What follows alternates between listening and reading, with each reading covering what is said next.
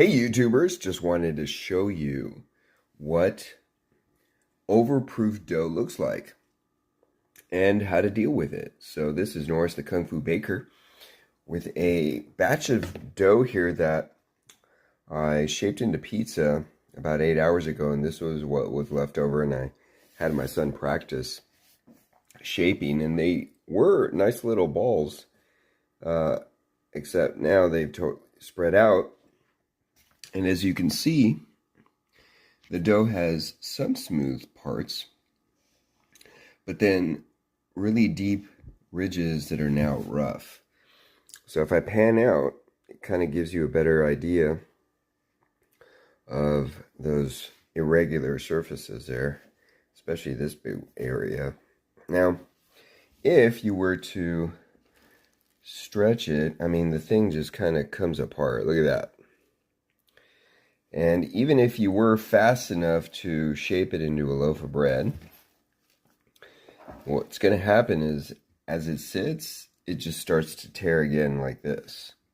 If you bake it, basically, the dough has trouble holding on to gas, right? So you had the acetic acid production from the bacteria, and in essence, you can think of the gluten structure as a big balloon, and the wild yeast created the gas to fill that balloon.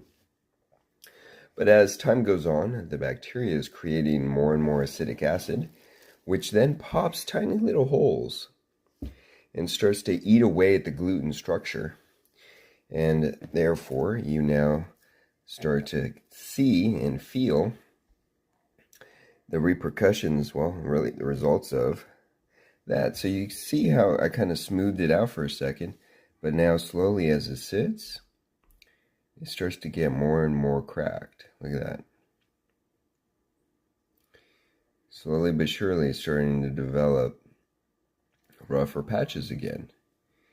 And again, the dough has trouble holding onto that gas because there's no more gluten. Well, there's no more balloon, right? There's no more balloon left. It just has a bunch of holes. So as you bake it, any gas that it does have just slips away, and you're left with basically a stiff, very dense loaf of bread. So you're better off either tossing it or baking it in chunks like this versus trying to shape it, and see what it does so that you can gain some experience. Hope that was helpful. Take care. Happy baking.